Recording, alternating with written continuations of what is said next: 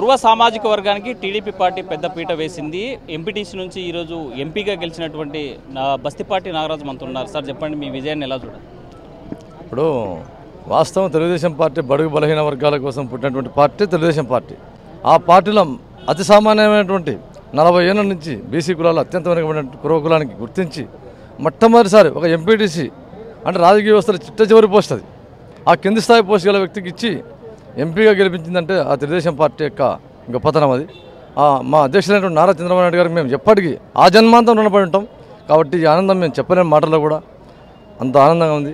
అంటే మా బరుగు బలహీన వర్గాల కోసం పుట్టినటువంటి పార్టీని నిరూపించుకున్న పార్టీ ఏదైనా ఉందంటే ఒక తెలుగుదేశం పార్టీ అది. అంటే ఈ ప్రజాస్వామ్యంలో భారతదేశంలో అత్యున్నత సభ పార్లమెంట్ అడుగు పెట్టబోతున్నారు, ఎలా ఫీల్ అవుతుంది? పార్లమెంట్లో అడుగు పెడుతుంటే చాలా గర్వకారణంగా ఉంది మాకు అసలు. ఎందుకంటే పార్లమెంట్ అంటేనే దేశంలో భారతదేశంలో అత్యంత పెద్ద చట్టసభ ఏదైనా ఉందంటే లోక్సభనే. ఆ లోక్సభకు మించిన సభ లేదు. ఇంకా ప్రధానమంత్రి నరేంద్ర మోదీ గారు కూర్చున్నటువంటి సభ అది. అటువంటి సభలు నేను కూర్చుంటా అంటే చాలా గర్వకారణంగా. అదే కాదు, దాంట్లో చంద్రబాబు గారు ఏ ఆశయంతో అయితే నేను ఆ సభలో కూర్చోబెడుతున్నాడో ఆయన ఆశయాల మేరకు ఈ కర్నూలు జిల్లాను సర్వతోముఖాభివృద్ధి చేయడానికి నేను కంకణబద్ధంగా ఉంటానని చెప్పి తెలియజేస్తున్నాను. ఇక్కడ ఒక ప్రధానితో కలిసేటువంటి పరిస్థితి సామాన్యునికి ఉండదు. అలాంటిది ఈరోజు ప్రధాని మోడీని కలిశారు, పెద్ద నాయకులను కలుస్తున్నారు.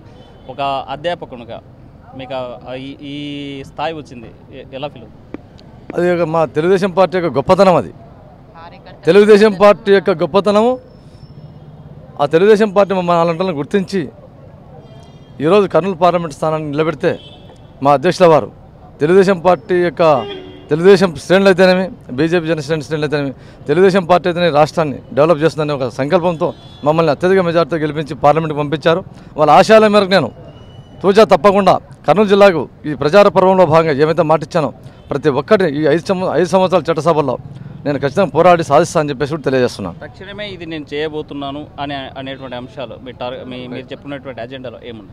తక్షణమే నేను 24వ తారీఖు ప్రమాణ స్వీకారం కాగానే నా ముందున్న మొట్టమొదటి లక్ష్యం ఏమంటే ఈ ప్రాజెక్టుల మీద వేదవతి అయితేనేమి, గుండ్రేల ప్రాజెక్ట్ అయితేనేమి, ఆర్డీఎస్ రైట్ కెనాల్ అయితేనేమి, ఈ మూడింటి మీద ఆల్రెడీ డిపార్ట్మెంట్ వాళ్ళతో ఆల్రెడీ కలిశాను. ప్రమాణ స్వీకారం బిఫోరే కలిశాను.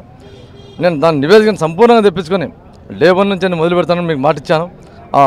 ఆ ఆశయాల మేరకు నేను ఖచ్చితంగా ఈ ప్రాజెక్టుల మీద నా మొట్టమొదటి సంకల్పం. అదేగాక ఆల్రెడీ మనకు మినిస్టర్ వచ్చింది. ఇప్పుడు నా సంకల్పం ఏమి? పరిశ్రమలు, ఇరిగేషన్, సాగునీటి విషయంలో నేను చేయాల్సిన కర్తవ్యం చాలా ఉంది సెంట్రల్ నుంచి. కాబట్టి నేను చేస్తా. భారీ పరిశ్రమల శాఖ మన జిల్లాకు వచ్చింది ఆల్రెడీ.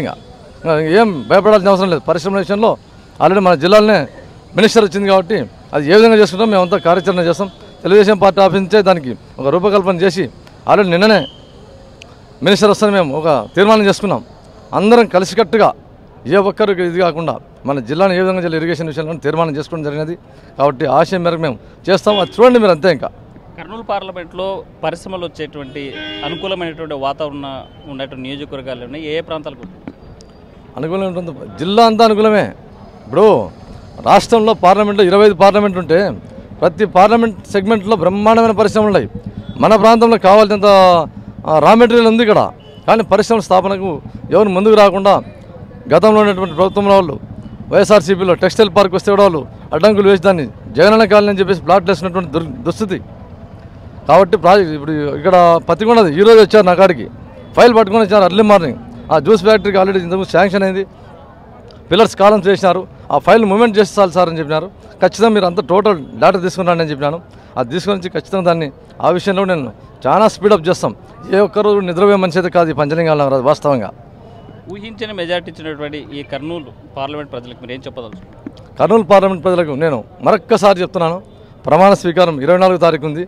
ప్రమాణ స్వీకారం కంటే బిఫోర్ మరొకసారి నేను చెప్తున్నాను, ఈ కర్నూలు పార్లమెంట్ ప్రజలకు నిజంగా ఏది ఏమైనా కూడా మన కర్నూలు అంటేనే కరువుకి వలసలకు నిలయమని మనం తెలిసినదే.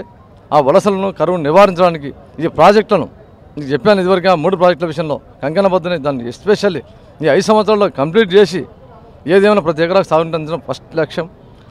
ఆ తదనంతరం భారీ పరిశ్రమల శాఖ మంత్రి మనకు వచ్చింది కాబట్టి పరిశ్రమ స్థాపనలో కూడా మన ముద్ర ఖచ్చితంగా ఉంటుంది.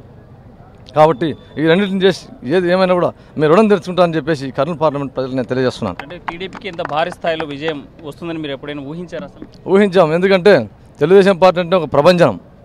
మా పార్టీని పుట్టగతులు లేకుండా చేయాలని ఎవరైతే అనుకున్నారో వాళ్ళ పార్టీ భూస్థాపితం అయిపోయింది. ఇంకా ఆ పార్టీ లేదు. ఇంకా నాకు తెలిసైతే ఆ పార్టీ రాబోదు. ఆ పార్టీ ఉండదు కూడా ఇంకా. రైట్. ఇలాంటి విజయాన్ని ఊహించలేదు. తప్పనిసరిగా రాబోయేటువంటి కాలంలో వైసీపీ కూడా మరీ పుంజుకునేటువంటి అవకాశం లేదు. మాకు అవకాశం ఇచ్చినటువంటి ఈ ప్రజానికానికి కర్నూలు డెవలప్మెంట్ కోసం పెద్ద ఎత్తున డెవలప్మెంట్ చేస్తాం, పరిశ్రమలు తీసుకొస్తాం, ఇరిగేషన్తో పాటు ఇక్కడ అన్ని రకాల ప్రాజెక్టులు పూర్తి చేస్తామంటున్నారు బస్తిపట్నారు. వీడియో చంద్రశేఖర్తో హుస్సేన్ ఆర్టీవీ కర్నూలు.